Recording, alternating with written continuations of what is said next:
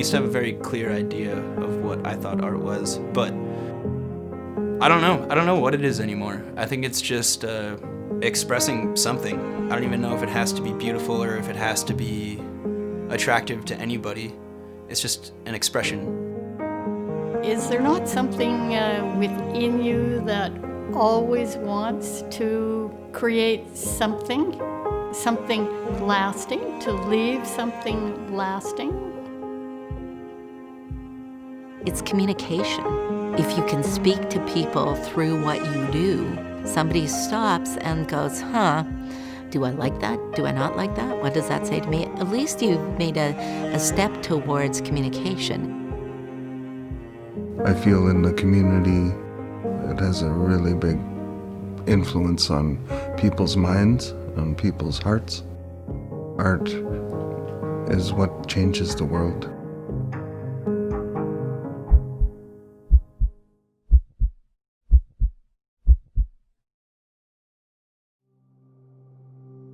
Our family moved here in 1946. My dad came to work here during the war effort, and this was the place they decided to settle because the community seemed to have so much potential. When we came, I think there were about 5,000 people, if that. You know, it wasn't very busy. There was no pavement downtown, there were no traffic lights. It was just a very small community center and small numbers of houses, no real subdivisions out anywhere else. It was a really small town that expanded in a hurry. Prince George has changed a lot, and with those growing pains came a lot of trouble on the streets, I guess, and also the smell of the pulp mill. So people drive in, it stinks sometimes. Or they know it from the old days, or lore from the old days of we used to park on the street and just watch people fight outside the bar. I think it's a combination of it being a blue-collar industry town and the remoteness of the town, even though we're at a crossroads, a major crossroads in the province, kind of a hangover perspective. Because it's not the way that it used to be, and it's still grimy sometimes, but there's also beauty in that grime. And I think a lot of people have a hard time seeing through something that may be covering the city from their perspective. Your life is a reflection on what's in here. For me to say Prince George was bad, or that's what's going on in here, right? So your perception is always going to change when you grow, and because your life is a reflection on what's in your heart. Sometimes if you start to believe your own press, you're going to be in huge trouble, right? So you have to, either way, whether it's good or bad, you have to know it's somebody's opinion, and you have to drive the opinion, right? If you don't like what people are saying about you, you have to do something differently. We are all responsible for how we live and how we perceive our community. I could walk around and say I hate it here, and I could probably cite a whole bunch of reasons why, but I don't feel that way because I won't allow myself to feel that way, because that is going to ruin how my life is unfolding. So many times. We came for 2 years and we're still here. You hear that story time after time. Lots of people out of the Lower Mainland who think, oh, well, they're going to this small town that's not going to have any of the amenities. But the thing is, if there's not something here they want, all they have to do is suggest it to 4 people and everybody will get together and create it. So I think it was about 72 or 73. I actually saw somebody waving at the fair at the PNE in Vancouver. I thought, oh, does that ever look like fun? So about a year later, I find out there's a course going on at the college.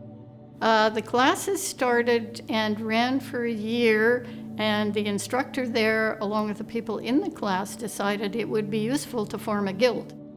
When we started, it was just people who were keen. They met in people's houses for a year, or home ec rooms in schools, that sort of thing. We were very fortunate that the Studio 2880 was coming into being at that time. We, as volunteers, were in there ripping out boards and petitions and this sort of thing. And then the Weavers had a room. We had a place to meet. We had a room for all our equipment. It certainly makes a group more cohesive to have a space that's dedicated. I came the other way. I grew up in Vancouver. I'd never really thought about it, but I don't think I would have been able to achieve the things that I've been able to achieve if I had stayed there. I have sermonized and preached that concept ever since I moved here, because every second person that was my age was trying to get out of here and go to the larger center because they thought that was where they would thrive. And in the 40 years that I have worked here, I have found the opposite to be true. When you live in a smaller place, it becomes about you making the opportunity. And that was a really big eye-opener for me. No, the world is your oyster. You can make whatever you want to make here. You can do whatever you want to do. You can offer whatever you want to offer. It's up to you, because there aren't a gazillion people standing in line ahead of you trying to make it happen. There's so much opportunity for artists here to share their art and to share their love. There's so much room. I've tried my best to get other artists involved, bugging them, come on, go teach, go get in there. There's ground to be broken. You know, there isn't something built on and I'm not talking about physically, but there is space for different new types of art and different spaces for new and different types of art. I wanted to see more live music in the town, so I started putting on shows.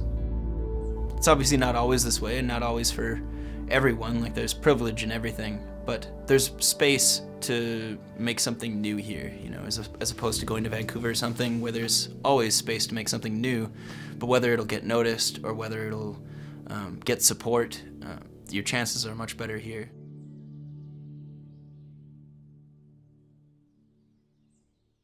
It's very difficult for people in the arts community to feel that they get significant support and recognition from the community as a whole. Only from segments of the community, I think, are they really appreciated. It's not that there isn't any support out there. There is support. But when you put it between the sports and the arts, it's very hard for the arts to feel that they have an equal role, even though it's a very crucial part of any community. A long time ago, there was sort of the concept that we couldn't sustain a broad-based arts community, that there wasn't enough support for perhaps a symphony and a theater company and a dance company and. I think the biggest problem was that we're all struggling to find our way. So at a time where the arts community at large needed to be they needed all to be aligned. And there was too much, well, we need this and we need that from every sector. And it created the perception that the arts community couldn't get along. So why would the larger community support a community that couldn't get along? And, I happen to kind of agree with them. But things have changed a great deal, and the world has changed a great deal. And we've grown up. Anything that people do to enhance the community also is good for the local government. It brings more people in. It involves people in the fact that they then get behind the community if they're working for something like this. And then they're boosters in not just the field that they love, but everything else that happens here. A well-rounded community needs everything. We just need to keep trying to help everybody understand that it's got to be equitable, it's got to be fair. There has to be something for everyone in a community like this. Things that are valuable and necessary in a modern day community. We need everything. What are we gonna do for our kids to make this world a powerful, beautiful place? Our kids deserve the best. Our kids deserve praise. Our kids deserve honor, and they're the ones that are gonna be taking care of us. I see so many youth that are gifted. They have such a gift with art, and at times they don't see it yet. Working with kids in that sense of letting them fly on their own, sharing art forms, sharing where the teachings come from. That's really important. I see kids that I've worked with, they're graduating, having kids. They still approach me, say, Clayton, remember that carving we did? They go back to that, and they go back to the good times we shared. And that's the power of art. You know you had an influence when they're adults having kids, and now they're going to share that with their kids, right? They're going to share those things, so it passes on. Opening that door is really important. To have an arts organization with some sort of stable funding where they're not spending 90% of their time trying to raise enough money to keep their organization going, I think is a very critical step to moving us on to making a more viable arts community here in Prince George. The biggest thing is support. It's tough because all I want to say is it's everything, you know? It's everything. Because it kind of is. It for sure is. I think there are a lot of people that realize that without their continued support, things like this, whether it's shows or art exhibitions or whatever, they just wouldn't happen.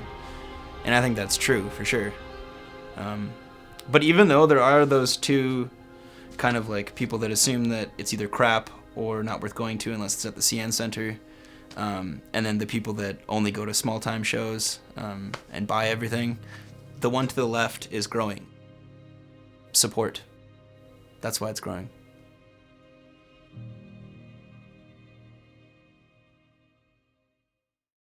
I think we have momentum right now. I think Prince George is on fire, and I think it's fantastic. And I think it was sleepy for a really, really long time. I feel more than ever that you can't sit back and reap the benefits of the experiences that you've had. I think you have to push forward, and I think you have to keep going, and I think you have to keep opening it up and making it bigger, brighter, better, more inclusive, more accessible, and really continue to develop civic pride in what we've managed to create here.